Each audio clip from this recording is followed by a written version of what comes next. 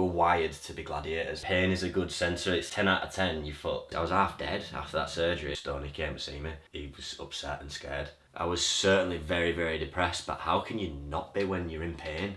I wish it didn't happen. I made mistakes.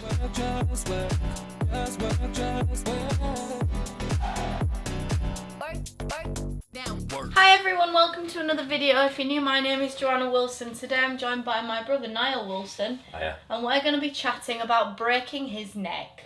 Before we go into it, do you want to just introduce yourself to the people who've never seen you before on one of my videos? Hi, I'm Nile. I'm Joanna's big brother, firstborn Wilson sibling, a successful gymnast, wannabe businessman, made some funny videos on the internet that have gone viral, one dancing on ice, and just an all-round, ambitious, energetic, funny person. Amazing. Great. Breaking your neck. Yeah. You obviously retired from the sport of gymnastics due to ongoing injuries in your neck. You had major surgery on it. Yeah. I want in this video for us to trace it right back to the start, so I thought we could tell that story today. Yeah, let's do it. Cool. I think first of all it's important to say that I think professional sport, and particularly a sport like gymnastics, it's 90% of the time you're in pain. I guess that's what sport is. It's working so hard to develop a skill, the skill level that the best in the world are doing, and that's all I wanted to do. Physiologically, the human body's not really meant to do gymnastics. It's not meant to take that impact. So of course there's going to be injuries along the way, and most people just see the icing on the cake at the Olympics or the competition, and it's mad to think how many hours I spent in that gym. And my neck surgery was my 4th surgery. So I've sort of been around the block and experiencing pain and going through rehabilitations and injuries and surgeries. And I can trace my neck back to 2016, the year of the Olympics. We used to do skills called rollouts on the floor. The band now, which thank God, and I wish they got banned before. Did you do a rollout in your Olympic floor routine? Yeah, I did straight Thomas 1.5, didn't I? I can't remember. I feel like I just blocked quite a lot of it all out. Yeah. Straight Thomas rollout, I'm going backwards, I'm doing a 1.5 somersault. It's basically like you should really be doing this into a swimming pool because you're going head first to the floor, except we roll. They're extremely, extremely dangerous. I undercooked it about 4 months before the Olympics. I'd got my hands down and landed on the top of my head, which meant the impact went straight through my spine and it went like that. So I actually think that my neck problem started that day, but nothing really came of it. But like I think with the neck, it's a bit of a different injury because it holds your head on your shoulders. You can't really get away from it most of the time. You rest, you sleep. I'd wake up in way more pain than when I went to bed sometimes. So it's a tough injury. And then fast forward to 2018, so we're 2 years later after the Commonwealth Games at this, I think it was 2 weeks after the Gold Coast. I did a skill on the parallel bars called the Dimitrenko. You're going from your upper arm double back to catch again, and as I hit the bottom it just felt like a little bit of an explosion went off. So that was the real start of the journey, really. I feel like this is an interesting point to pick up on, which similarly to what you said at the start, it's all professional sport, but I've obviously been exposed to you guys as gymnasts, how like familiar you are with your body and how familiar you are with pain. Yeah. I remember of a lockdown that I went running and I basically just overused my ankle and it was really sore for a couple of weeks. And I remember Niall saying to me at the time, is it bone pain? Is it muscle pain? Is it joint pain? Is it neural pain? I don't know. It just hurts. Whereas I feel like you know.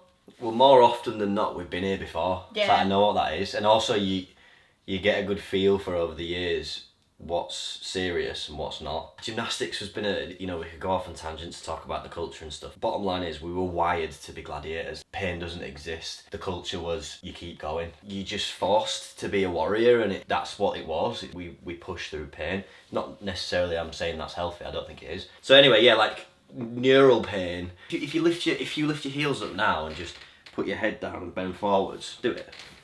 Can you feel down your lower back and at the backs of your legs and your glutes? It's like a sharp, uncomfortable. That specific position is trapping nerves in your spine. That's why you're getting the feeling down. That's what neural pain is.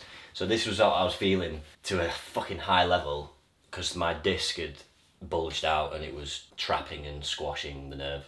Between then and my surgery, which was in February 2019, I had 2 epidural injections in my neck with cortisone as well. So that's like, we get a lot of these as athletes. It's basically injecting a form of steroid into the joint to reduce all the inflammation around the place. So whatever's causing it, it's like magic a little bit.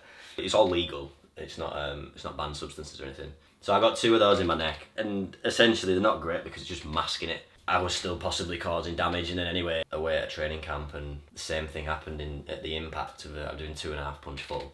It was the same, an explosion, but this one was different.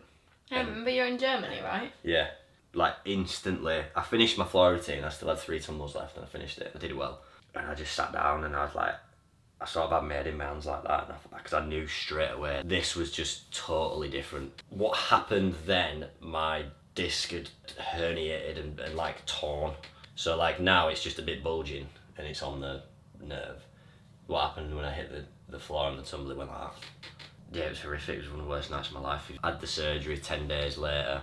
I've been there before, I know what mountain I've got to climb. They are incredibly upsetting, those moments, because you know whatever's in front of you, you can't do. There's no competitions. Rehabilitations aren't nice. Like, you've got to go to the gym every day and do boring, monotonous exercises that are just shit. They're not swinging around a bar, like doing what you love. I was half dead after that surgery, and I couldn't really walk for a week properly. Like, I'm obviously taking a lot of pain medication, which they're not great for your mental well-being when you're just, you know, mogging out. And I was drinking a lot, and it was just it was a really tough time.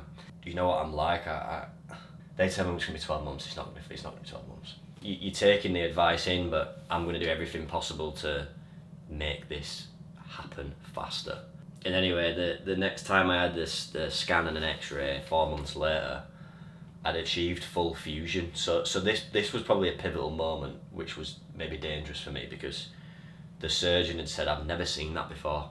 Fusion is essentially what the surgery was. They take the disc out, they put a titanium plate in, and then they screw that into your spine.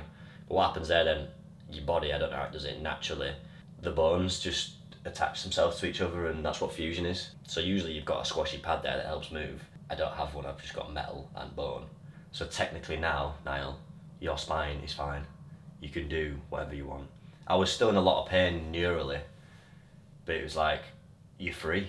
You don't need to see me anymore. Was the neural pain ever going to fix itself, or was that kind of just... So there was a few things. I didn't just have neural pain, I had a lot of weakness.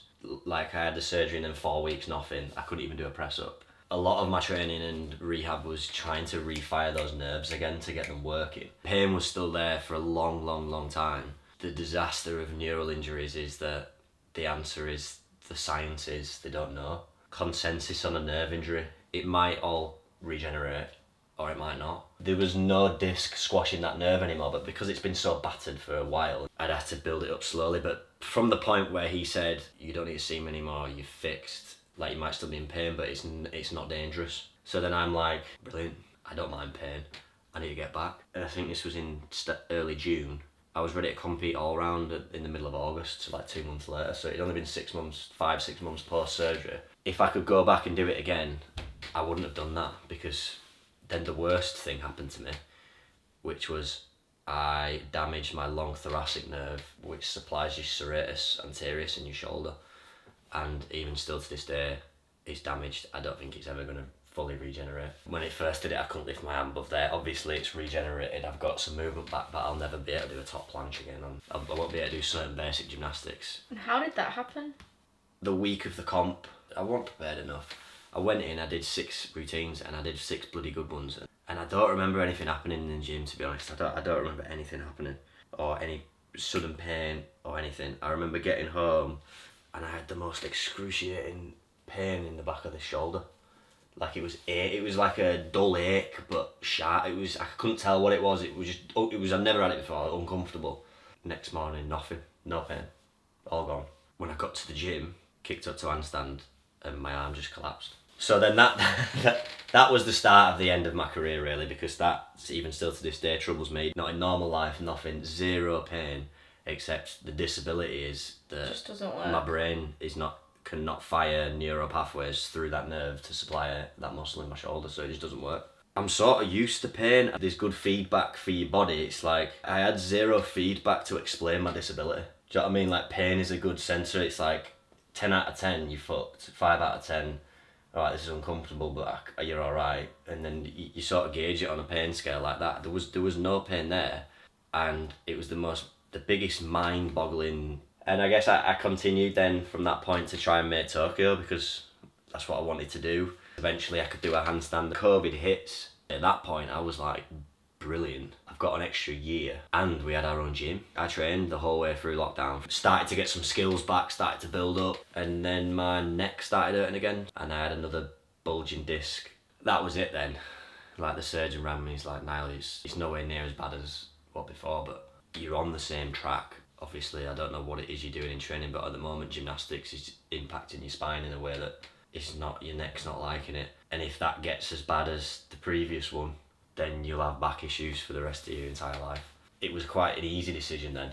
I often forget about that story because there's always times where I just want to come back and train again, and I just knew I was never going to be able to be the athlete I was. So Can a bulging disc recover? So if you went and had a scan on your neck now, like it might... Yeah, no, it's recovered. But it's just if you started training properly, Yeah, it'd come back. Don't get me wrong, like, since retiring, I still had some real bad neck flare-ups. Like, real bad. Like, when I'm in the car, I have to really try and turn my spine to look behind me, and so I've had flare-ups where I've been in bed for a week. You know, it's probably going to happen throughout for the rest of my life because I've got metal in my spine, but real difficult journey for everybody. Have you got any... I won't change it though. I'm glad it happened. Do you know what? Like, I think a way of looking at life, and certainly how you try and do, is to have no regrets, because it's important that these tests are given to you. To be honest, I've thought about this a lot. No, I fucking wish it didn't happen. But it did. Yeah. You know, I don't want to sit here and go, you know, I'm so glad it happened. You know, my journey would have been different, and I think I'd have still have had lots and lots of challenges in life. You never know. Maybe I would, maybe I wouldn't. Yeah. In around that time, I know I made mistakes. Sometimes it's just the way it is. I don't think my body was ready to do 6 pieces of apparatus to the level that I was doing it 5-6 months after I'd been under the knife. And I remember waking up and was taking loads of painkillers, and it was actually Stoney that made me realise how fucked up I was. Stoney came to see me, and he had to leave after 10 minutes because he was upset and scared. The state that I was in, like, I was just completely drip white. And I didn't really know what was going on. Like, I didn't know about mental health or things like that. So I think a lot of the time I was just sort of, I didn't really realise the enormity of what was going on. It was just, it wasn't a nice period, really. Thank you for that. You're welcome. There's so many ways to tell it and so much to go into, and it makes me sad, but we were talking about Lewis Capaldi documentary then, and it was you that said it was a bit of a strange story to tell because he's not better. But, like, I don't think I've fully really recovered yet from that. I have bursts of clarity, but, like, I was always going to have to retire and figure out who I was. But it's kind of like, it was cut short, and it was cut short of a lot of trauma. But, like, that makes sense. It's made me who I am today, but I still don't really like and are best mates with and are fulfilled and with the person that I am today. Mm-hmm. That's probably a bit sad for the listeners to hear, but it's true. Regardless of mood and what's going on, just try and do something today or every day or every week that I'm proud of, and that could just be like making your bed. Mm-hmm. But that's kind of where I'm at. Well, thank you guys so much. Cheers, for this video. Will you come in the next one with me more happy story? Yeah. I've got some happy stories in here. Yeah. Some good stories. Thank you guys for watching. We'll see you tomorrow. Keep smashing it. Remember, anything is possible. Videos. Let's stop talking now. I'm definitely ready for a wine.